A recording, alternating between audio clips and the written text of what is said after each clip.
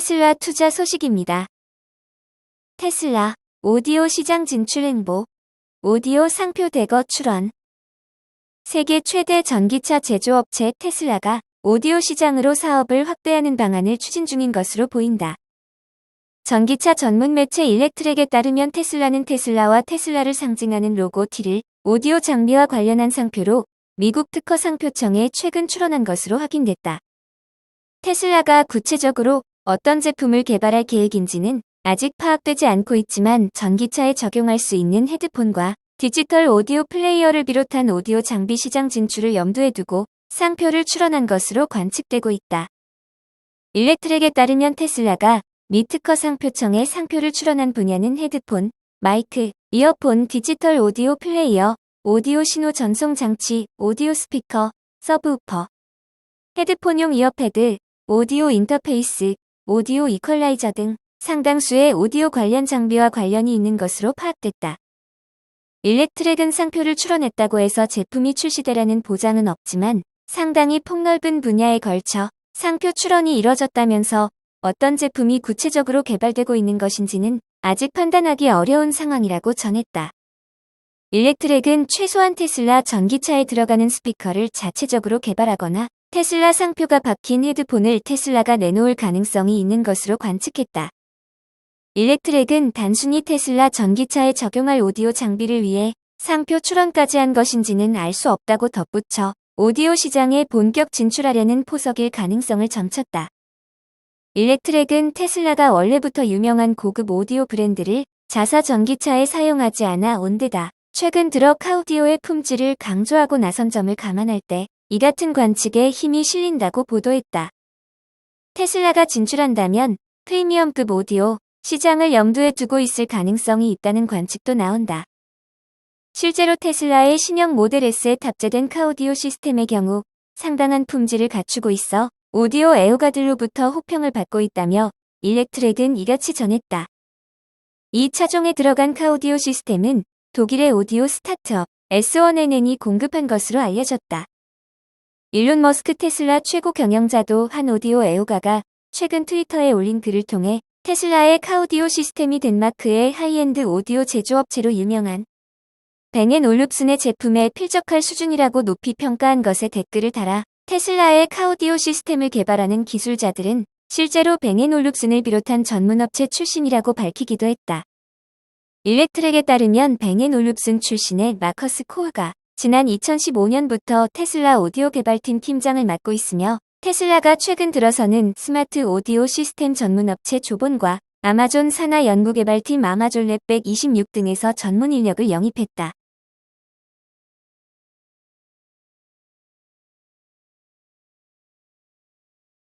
애플 투자 소식입니다. 모건 스탠리, 애플 실적 예상 웃돌 듯. 주가 이미 선반영. 애플의 작년 4분기 실적이 시장의 예상을 웃돌 것으로 보이지만 주가는 이미 호재를 선반영하고 있다고 모건 스탠리가 진단했다. 인베스팅닷컴에 따르면 모건 스탠리의 KT 후버티 애널리스트는 애플의 분기 실적이 예상을 상회할 것으로 본다면서도 애플의 주가가 작년 10월 4일 저점 대비 19% 오른 것은 4분기 실적 호재가 거의 선반영됐음을 시사한다고 말했다. 같은 기간 스탠더드 앤드 푸어스 500 지수는 5% 올랐다. 후버티는 이어 애플의 실적 발표 이후 주가가 약세를 보일 때보다 매수자들이 나올 것으로 예상했다. 그는 애플의 매출 안정성과 향후 제품 출시, 증강현실과 가상현실 헤드셋 등 새로운 분야로의 진출 가능성 덕분에 금리 인상 여건에서 애플이 방어주 역할을 할 수 있다고 평가했다. 그는 애플의 4분기 매출이 월가의 예상보다 3% 많을 것으로 예상했으며 이는 중국에서의 탄탄한 성장과 견조한 아이폰 생산, 별다른 제조 문제가 발생하지 않은 것 등을 이유로 제시했다. 시장에서는 애플의 주당 순이익을 1.88달러, 매출을 1,182억 달러로 예상했다. 애플은 오는 27일 분기 실적을 발표한다. 후버티 애널리스트는 애플에 대해 비중합대화 목표주가 200달러 의견을 유지했다.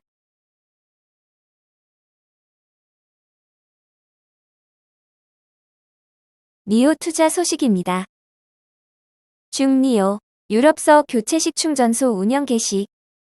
중국 니오가 유럽에서 첫 배터리 교체식 충전소 운영을 시작했다. 중국 언론 이츠자에 따르면 니오가 노르웨이에 개설한 첫 배터리 교체식 충전소 스와프 스테이션이 정식으로 영업을 시작했다. 이어 연내 노르웨이에 20개의 교체식 충전소를 지을 예정이다. 첫 교체식 충전소는 노르웨이 동남부 도시인 드람멘에서 북쪽으로 몇 킬로미터 떨어진 곳에 위치해 있다. 니오는 지난해 11월부터 이 교체식 충전소 운영을 준비해왔다. 노르웨이에 개설한 교체식 충전소는 니오의 2.0 버전 교체식 충전소다. 14개의 배터리 슬롯을 갖고 있으며 배터리 팩이 들어있는 13개의 슬롯과 1개의 빈 슬롯으로 이루어졌다. 이는 기존에 5개의 배터리 슬롯밖에 없었던 1세대 대비 배터리 슬롯을 크게 늘린 것이다. 노르웨이에 세워진 이 교체식 충전소는 현지에서 판매 중인 니오의 ES8 모델을 지원한다. 또 배터리 교체를 지원하는 다른 브랜드의 향후 출시 모델 역시 지원할 수 있다. 니오는 최근까지 중국에 이미 700개 이상의 교체식 충전소를 설치했다. 2025년 이전까지 4,000개의 교체식 충전소를 설치하는 게 목표다. 이 중 1,000개가 해외에 설치된다. 노르웨이는 유럽에서 전기차 비중이 가장 높은 나라로 니오를 비롯한 중국 완성차 기업이 다수 진출해 있다. 노르웨이의 니오 ES8 등록 건수는 이미 200건을 넘어섰으며 대부분의 구매자가 전기 패키지를 구매하기보다 서비스형 배터리라고 불리는 대여형 배터리 서비스를 선택하고 있다. 배터리를 포함하지 않은 차를 구매하고 월 납입금 방식으로 배터리를 교체해 사용하는 것다. 이에 이 교체식 충전소 투입을 통해 대부분의 니오 소비자를 지원할 전망이다.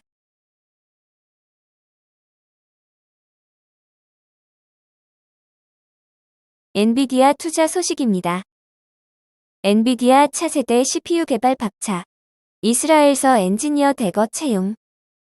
엔비디아가 차세대 CPU 개발을 위해 이스라엘에서 CPU 설계 및 엔지니어들을 대거 채용하고 있다고 외신이 글로브스 비즈니스 뉴스를 인용해 보도했다.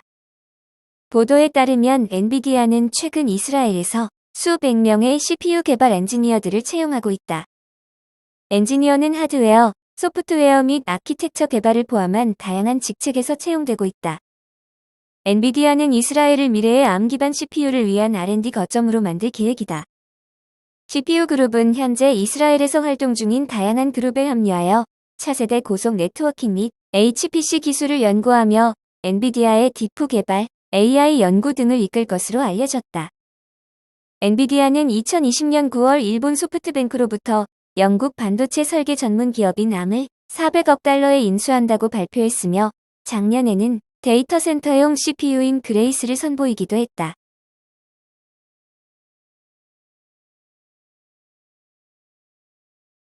보잉 투자 소식입니다.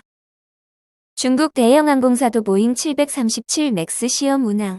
조만간 상업 운항. 중국의 3대 항공사 가운데 한 곳인 중국 남방항공이 잇단 추락사고로 3년가량 운항 금지 조치가 취해졌다가 운항 적합 승인을 받은 보잉 737 맥스 기종의 시험 운항에 나섰다. 로이터 통신과 홍콩의 사우스 차이나 모닝 포스트 등에 따르면 남방항공 소속 737 맥스 여객기 한 대가 전날 광둥성 광저우 바이윤 국제공항을 착륙하는 시험 운항을 했다. 남방항공 소속 737 맥스 기종 CZ-007 여객기는 이날 오전 10시 24분 광저우 바이윤 국제공항을 이륙해 오후 1시 57분 같은 공항에 착륙했다. 이 여객기에는 승객은 탑승하지 않았다. 중국의 대형 항공사가 737 맥스 기종에 대한 시험 운항을 한 것은 이번이 처음이다. 앞서 중국의 중소형 항공사인 하이난항공 소속 737 맥스 여객기가 지난 9일 시험 운항을 한 바 있다. 하이난항공 소속 737 맥스 여객기는 산시성 타이유안 공항을 출발해 하이난성 하이커우 공항까지 승객을 태우지 않은 채 2시간 52분간 시험 운항을 했다. 중국 항공사들이 잇따라 737 맥스 기종 시험 운항에 나서면서 조만간 이들 항공기의 상업 운항이 재개될 것으로 보인다. 앞서 중국 민용항공국은 지난해 12월 2일 737 맥스 기종을 대상으로 운항 적합 승인을 내줬다. 운항 금지 당시 중국의 13개 항공사가 총 97대의 737 맥스 기종 여객기를 운영하고 있었다. 중국 항공사들의 737 맥스 보유 대수는 미국 항공사에 이어 두 번째로 많다. 중국 항공사들이 737 맥스의 정식 상업 운항에 나설 경우 보잉사의 실적이 대폭 개선될 것으로 예상된다.